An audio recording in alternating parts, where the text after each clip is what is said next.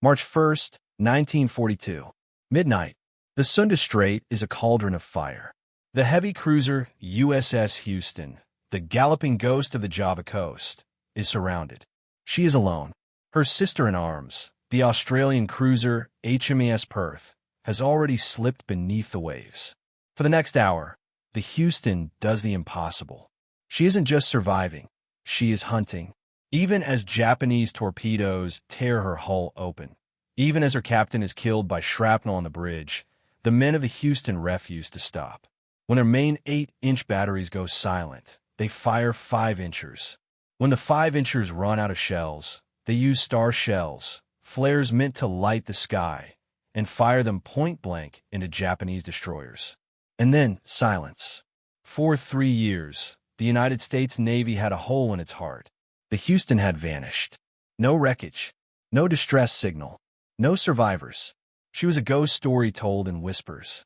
But in 2014, a team of Navy divers and historians descended into the murky depths of the Java Sea. What they found didn't just solve a 70-year-old mystery. It proved that the legends were true. The wreck of the Houston revealed a ship that fought until it was physically impossible to fight any longer. A ship that was literally out of everything except courage. Today, we go to the bottom of the ocean to uncover the truth of the ghost of the Java coast. To understand why the discovery of the wreck was so massive, you have to understand what the Houston meant to America. She wasn't just another cruiser. She was CA-30, a Northampton-class heavy cruiser, and she was the personal favorite of President Franklin D. Roosevelt. FDR had sailed on her so often she was practically the floating White House. But by January 1942, the Houston was far from the luxury of presidential cruises. She was the flagship of the American, British, Dutch, Australian Command, ABDA. Their mission? Stop the Japanese tidal wave sweeping through the East Indies. It was a suicide mission, and everyone knew it. The Japanese called her a ghost because their pilots claimed to have sunk her at least 3 times in early 1942. Each time, the Houston would limp into port, patch her holes, and reappear the next day to rain 8-inch shells on the Imperial Japanese Navy. But her luck was running dry. On February 4th, during the Battle of Sunda Strait, a Japanese bomb smashed into her number 3 turret, the one at the back. It killed 48 men instantly and disabled the turret permanently. From that day on, the Houston fought with one hand tied behind her back. She was down to 6 main guns. And yet, she stayed. By late February, the Allied defense of the Dutch East Indies was collapsing. On February 27th, the ABDA fleet engaged a massive Japanese force in the Battle of the Java Sea. It was a slaughter. The Dutch Admiral Karel Doorman went down with his flagship. The British lost the Exeter. By the end of the day, only 2 major players were left: the Australian light cruiser HMAS Perth and the USS Houston. Low on fuel, low on ammunition, and with crews that hadn't slept in days, the 2 ships slipped into the port of Tanjung Priok. They needed to escape. Their only hope was to sprint through the Sunda Strait under the cover of darkness and reach the Indian Ocean. Intelligence told them the strait was clear. Intelligence was dead wrong. At 11:06 p.m. on February 28th, the Perth spotted a silhouette. They thought it was an Australian corvette and signaled it. The silhouette didn't signal back. It turned and fled. It was the Japanese destroyer Fubuki. Moments later, the horizon ignited. The Houston and the Perth hadn't just run into a patrol. They had stumbled into the main Japanese Western Invasion Force. We're talking 50 transport ships loaded with soldiers, protected by a screen of heavy cruisers like the Mogami and Mikuma, and a swarm of destroyers. The Allied ships were outnumbered 20-1. Captain Albert Rooks of the Houston didn't try to run. He knew they were trapped. He gave the only order that made sense: all ahead flank. Commencing firing, the Houston began a high-speed slalom through the Japanese fleet. In the chaos, the Japanese launched dozens of long-lance torpedoes. These are the most feared weapons in the Pacific: oxygen-fueled, massive, and nearly invisible.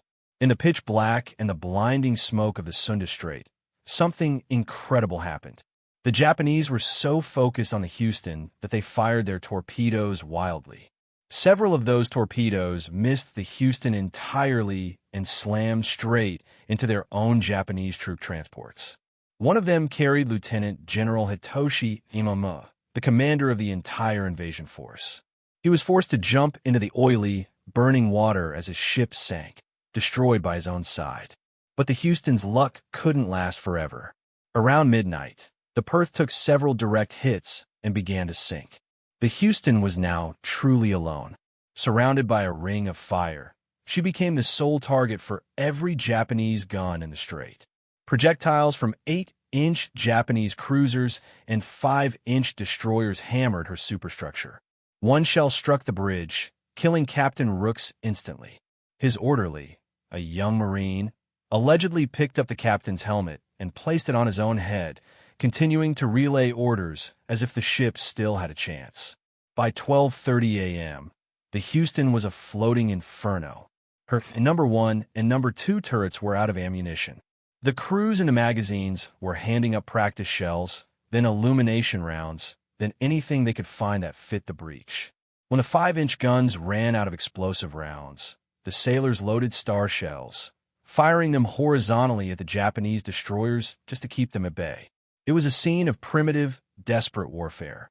Men were firing .50 caliber machine guns at heavy cruisers. They were throwing debris. At 12:45 a.m., four more torpedoes struck the Houston in quick succession. The order to abandon ship was finally given. As the Houston rolled over, her survivors saw something they would never forget. Even as the ship was vertical, her bow slipping under, the men at the machine gun mounts were still firing. They didn't stop until the water reached their chests. Of the 1,061 men on board, only 368 survived the sinking, only to be captured and sent to Japanese prisoner-of-war camps to work on the infamous Death Railway in Burma. For the rest of the world, the Houston simply ceased to exist. She was listed as missing in action for years, because the battle happened in the dead of night, and the witnesses were either dead or in secretive POW camps. The location of the Houston became one of the greatest maritime mysteries of World War II. She earned her nickname, the Ghost of the Java Coast, because she had seemingly vanished into another dimension. Fast forward to the 21st century. For decades, the Houston sat in 125 feet of water, resting on her port side, undisturbed. But as the price of scrap metal rose, a dark industry began to emerge in the Java Sea, illegal ships salvaging. High-definition sonar started picking up massive holes in the ocean floor where Dutch and British wrecks used to be.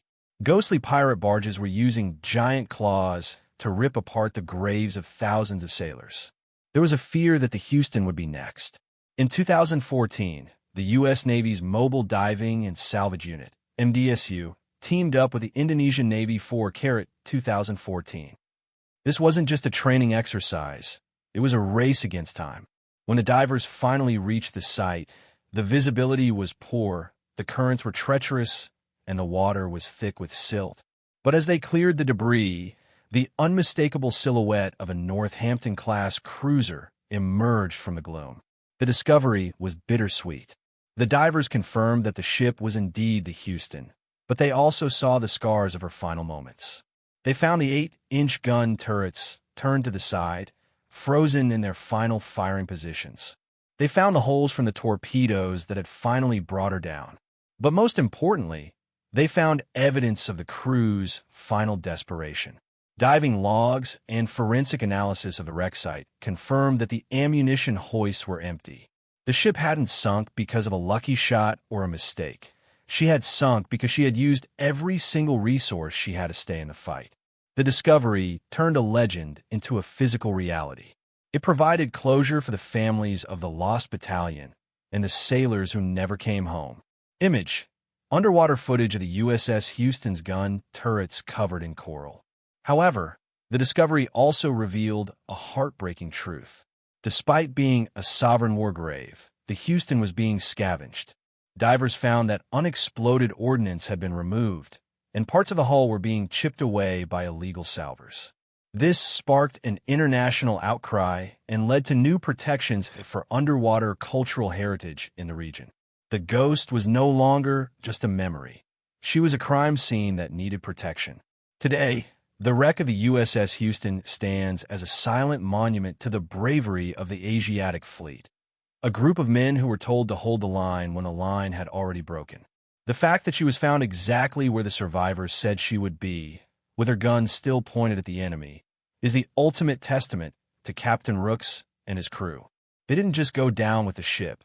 They went down fighting a battle they knew they couldn't win, for a country that hadn't yet learned how to fight back.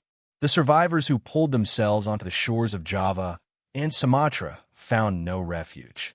Of the 1,061 men who had manned the Houston, only 368 made it out of the water alive. These men were quickly rounded up by Japanese patrols and thrust into a nightmare that would last 3.5 years. For the families back in the United States, the Ghost of the Java Coast lived up to its name. The Navy officially declared the ship lost and the crew missing, but with no word from the Japanese regarding prisoners, many mothers and wives were left in a state of agonizing limbo. The men of the Houston were moved to the bicycle camp in Batavia before being shipped to the jungles of Burma and Thailand. There, they joined the Lost Battalion, the 131st Field Artillery of the Texas National Guard, to build the infamous Burma-Siam Railway, better known as the Death Railway. Working in loincloths, barefoot, and fueled only by meager rations of maggot-infested rice, the sailors of the Houston were forced to carve a railroad through solid rock using hand tools. The conditions were prehistoric. Tropical ulcers, cholera, beriberi, and dysentery decimated their ranks. Yet, the bond formed on the deck of the Houston held.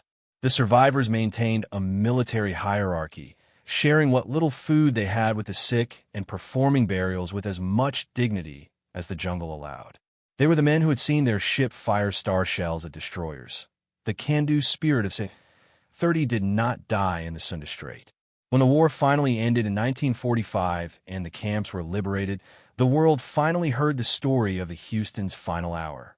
Only then did the U.S. government realize the scale of the sacrifice made in the opening months of the war. To appreciate the sheer tenacity revealed by the 2014 wreck discovery, we must look at the technical specifications that the audience of naval enthusiasts and veterans respects. The USS Houston was a Northampton-class heavy cruiser, a design born from the constraints of the 1922 Washington Naval Treaty. She was 600 feet long with a beam of 66 feet, displacing roughly 9,200 tons. Her primary teeth were 9.8-inch/55 caliber guns mounted in 3 triple turrets. These guns could hurl a 260-pound shell nearly 18 miles. However, because of the treaty limits, the Northampton class was treaty thin, meaning they sacrificed armor for speed and firepower. This lack of heavy belt armor meant that when the Japanese long-lance torpedoes struck in the Sunda Strait, the Houston had very little structural defense to prevent the catastrophic flooding that eventually claimed her. The 2014 survey by the U.S. Navy's Underwater Archaeology Branch, UAB, was a masterclass in forensic diving. One of the most significant findings during the ROV, remotely operated vehicle, and diver inspections was the status of Turret 2. Historical records from survivors indicated that the magazine for Turret 2 had been flooded to prevent an explosion during the heat of the battle, yet the guns were still being trained manually. The wreck confirms this level of grit. Divers found the massive barrels of the forward turrets still elevated at high angles, consistent with the reports of the crew firing on Japanese ships at point-blank range as they circled the cruiser. The discovery of numerous 5-inch shell casings scattered across the debris field, rather than being neatly stored in the magazines, corroborates the survivors' accounts that the deck grew so hot and the pace of the battle so frantic that spent brass was piling up around the feet of the gunners. The data recovered from the seabed also shed light on the final moments of Captain Albert Rooks. Rooks was posthumously awarded the Medal of Honor, the only member of the crew to receive the nation's highest award for the action in the Sunda Strait. The wreck site shows extensive damage to the bridge structure, confirming that the Japanese had prioritized taking out the ship's command and control early in the engagement. The discovery of the wreck allowed historians to map the kill zone of the battle. By overlaying the wreck's position with Japanese naval logs, researchers realized that the Houston had actually been closer to the Japanese transport fleet than previously thought. This proximity explains why the Japanese were so desperate to sink her. She was literally in the middle of their invasion force, causing havoc and forcing their own ships to fire into one another. However, the most chilling aspect of the modern discovery is the evidence of the Great Theft. When the 2014 expedition arrived, they expected to find a pristine time capsule. Instead, they found a ship under siege for a second time. Illegal salvage operators in the Java Sea used drop hammers and explosives to break apart World War II wrecks for high-quality, low-background steel, metal forged before the era of nuclear testing, which is highly valuable for certain medical and scientific instruments. Large sections of the Houston's hull plating had been torn away. The loss of this material isn't just a loss of history. It is a desecration of a grave. There are still approximately 650 sailors entombed within the hull of the Houston. The discovery of the wreck catalyzed a new era of maritime diplomacy, forcing the Indonesian government and the U.S. Navy to collaborate on 24-hour satellite monitoring of the site to prevent further looting. The legacy of the Houston and her discovery serves as a bridge between generations. For the older guys and veterans watching, the Houston represents a time when the U.S. Navy was the underdog, fighting with outdated equipment and limited supplies. The Ghost of the Java Coast isn't just a catchy nickname. It's a testament to a crew that refused to give up the ship. The data from the wreck site provides the final, objective proof of their heroism. We now know for a fact that they didn't miss their targets out of incompetence. They were simply overwhelmed by a superior force while their magazines were literally being emptied to the last shell. The discovery of the wreck didn't just find a ship. It validated the memories of the few men who survived the jungle to tell the story. As the silt of the Java Sea continues to settle over the rusted remains of C-30, the Ghost finally has a permanent home on our maps. No longer lost, no longer a mystery, the USS Houston remains a sentinel of the deep. It stands as a reminder that even in the darkest hours of 1942, when the Pacific seemed lost and the Japanese Empire appeared invincible, there were American sailors who looked at a 20-1 disadvantage and decided to charge. The wreck confirms that the Houston didn't just sink, she fought her way to the bottom. For every veteran who understands the weight of service and every history buff who demands the truth, the discovery of the Ghost of the Java Coast is the ultimate closing chapter to a story of defiance that will never be forgotten. The story of the Houston ends not with its sinking, but with its rediscovery. The fact that her guns are still aimed at the horizon, frozen in a final act of defiance, tells us everything we need to know about the men who served on her. They were out of fuel, they were out of shells, but they were never out of the fight. As we look at the sonar images and the grainy underwater photos today, we see more than just steel and coral. We see the heart of the old Navy, a ghost that refuses to be silenced, a ship that finally came home through the testimony of its own wreckage.